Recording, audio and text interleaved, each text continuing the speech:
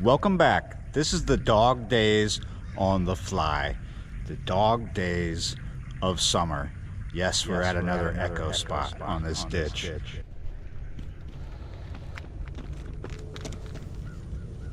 That's the fly I'm using this morning.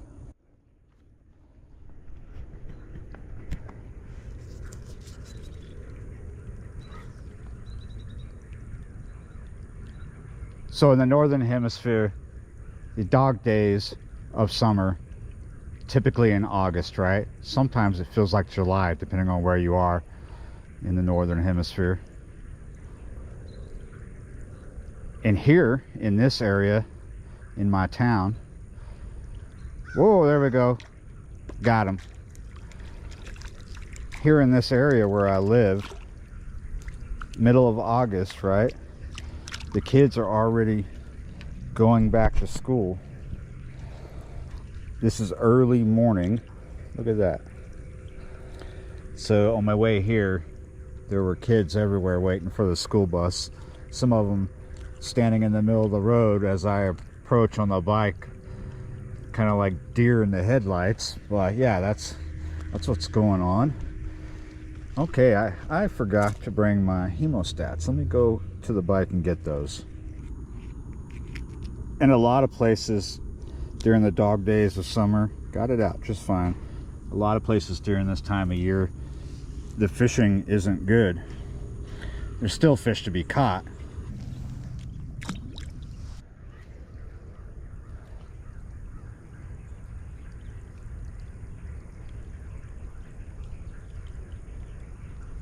I'm going to continue at this spot just for a little bit, but then move down. As you can see, there is a bit of scum on the water. We haven't had any rain in a while. Late last night, it rained for maybe 5 minutes. Maybe today we'll see some rain later this morning, maybe 10 a.m. or after that. We'll hopefully need some for a lot of reasons. Mainly my plants outside. They would love some rain. It's not super hot today. There is a heat advisory. It's not going to get really hot. It was quite warm yesterday. I was out briefly trying to do stuff, and the GoPro battery overheated on me. So I'm out this morning because when you're in the dog days of summer, when it's really, really hot, this is a good window. Oh, there was something got me. A good window of opportunity is right now before the sun rises, probably by 8. Oh, I'm getting hits like crazy here. Before 8 a.m. and then at 8, after 8, it's going to start getting hot. It might actually get hot before 8 a.m., but definitely will be feeling the warmth. I mean, it's warm right now. I've got this performance shirt hoodie on that I got from B&B Tackle here in my town in Belle Chasse, Louisiana, to protect me from the sun when that comes out, because it's going to be partly cloudy, but I don't like fishing this spot in direct sunlight without protection. And there's a lot going on right now at this spot. I'm kind of glad I decided to keep with it. We're getting bites. So I was here briefly yesterday until my GoPro just overheated and I wasn't having any luck. I wasn't here long. I found a ballast stone on the way here too that I was excited about. A ballast stone, you know, there are stones, random stones you'll find around here that are like old river stones from somewhere else in the world, right? And they were used to weigh the ballast, like to put weight in the ballast of an old ship that was coming here for whatever reason, to pick up whatever, sugar cane or whatever it was. You know, stones don't naturally occur in this part of Louisiana, so it was kind of a cool find. But then I got here and there was a lot more feeding activity going on than we've seen so far since we started filming. But I'm pretty sure here as the sun comes up, because we're still before sunrise, it's about to happen in a few minutes, we're going to see what I saw when I was here. I'm starting to see it a little bit further down. So what it is, what's going on, you see that feeding over there? What's going on here is something that usually happens around this time of year in the dog days of summer. You get this huge hatch of mollies, mosquito fish really, but they are mollies. I think that's what's going on. There's just a ton of little baby minnows everywhere along this ditch, and I believe they're mollies. You'll see just absolute gargantuan schools of them here in this ditch around this time of year, and there's all kinds of stuff busting them, right? Feeding off them, from panfish to spotted gar.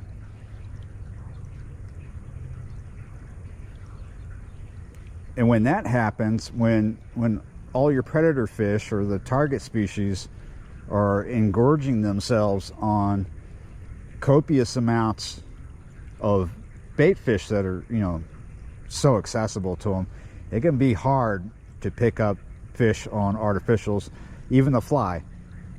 I had no takes on the fly. Like, I had a Rio Grande right before the camera overheated follow the fly up as I was bringing it out of the water. So not a good session, but it was brutally, oh my, there's stuff going on behind me. See, one of the reasons why this is stagnant is something we'll show you further down.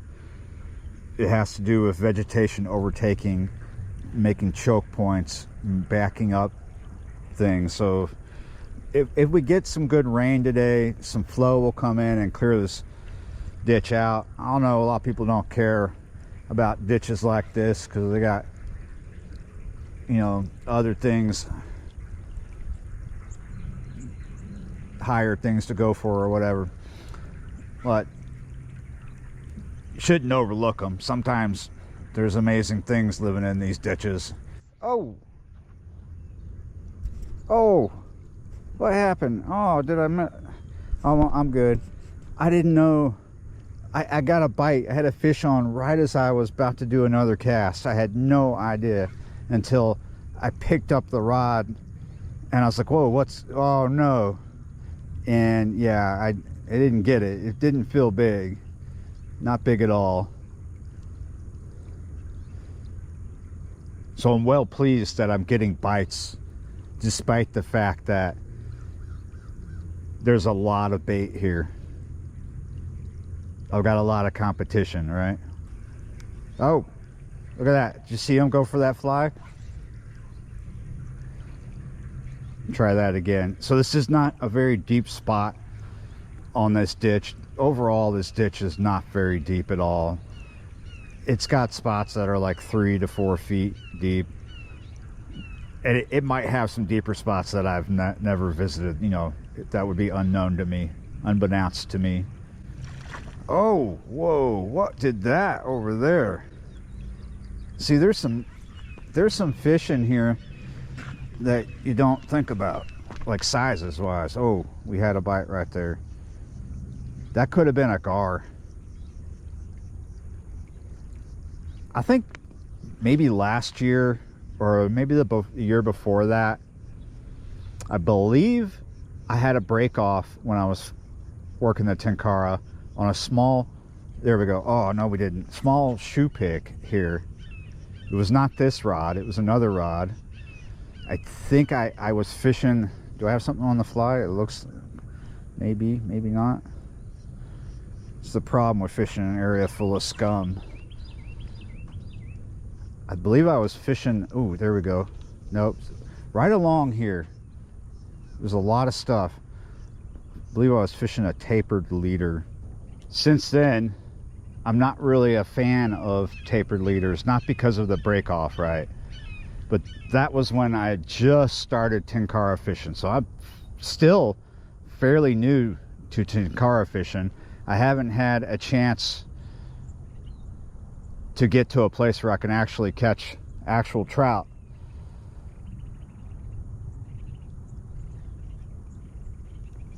Oh, come on, fish. We might try to move to a spot that doesn't have this much scum, but there's just a lot of feeding going on at this spot, and this is the first spot to come to. Plus there's that culvert, the Echo, right? Oh, there we go. Nope, we're getting a lot of takes.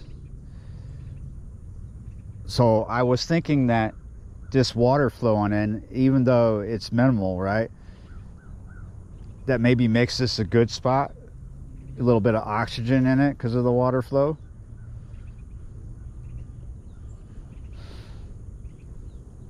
Oh, but we need to get another fish, you know. We've had so many takers and they were all missers. So I guess you might be wondering why I don't like tapered leaders anymore. Whoa, I just prefer to use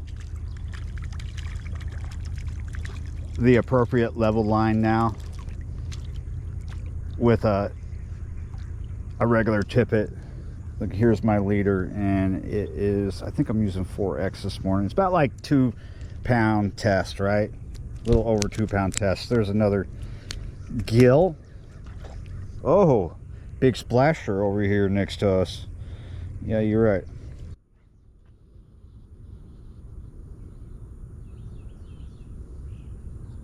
Gotcha. Not very big. Oh, I think we're just plagued by little fish this morning in this particular location, which probably should have vacated quite a while ago, but I'm getting obsessed with it. At least I'm walking down. Changed spots finally. Maybe we'll get out of the little fish zone. See right there? This vegetation going across there. There is a bit of a break in it in the middle, but it's closing up, right? So that was the bottleneck I was talking about. It's kind of like a surface dam, right? Stopping the surface, the stuff floating on the surface, the scum and everything else from going down, whether it's the wind blowing it or current. So let's go on the other side. You could see how much different it is. Pretty clear, clean, if you want to call it clean. Still a lot of feeding even up here because the mollies are up here too. Here we go. Let's just go ahead and get that fly out, work from the other side. See if there's anything in the margins over there. Something feeding right there. Kind of feeding everywhere. Let's work that area over there where that disturbance just was. Probably doing circles in that area. So it's probably going to come across the fly again. Hopefully it's something that wants to go for a fly. But not that time. So we'll keep working that area. There's almost no wind this morning.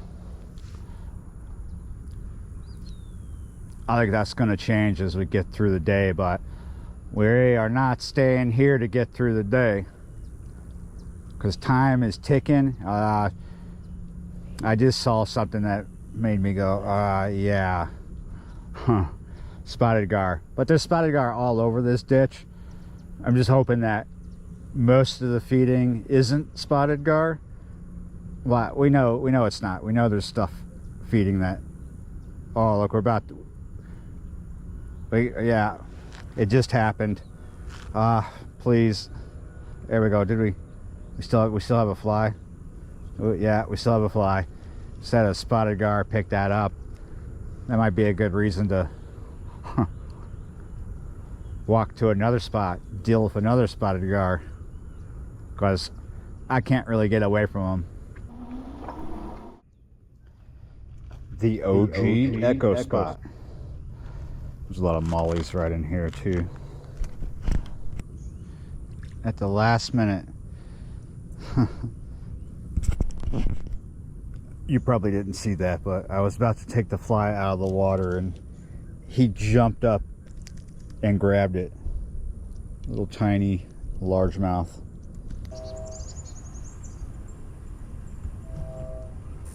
Yeah, you're right.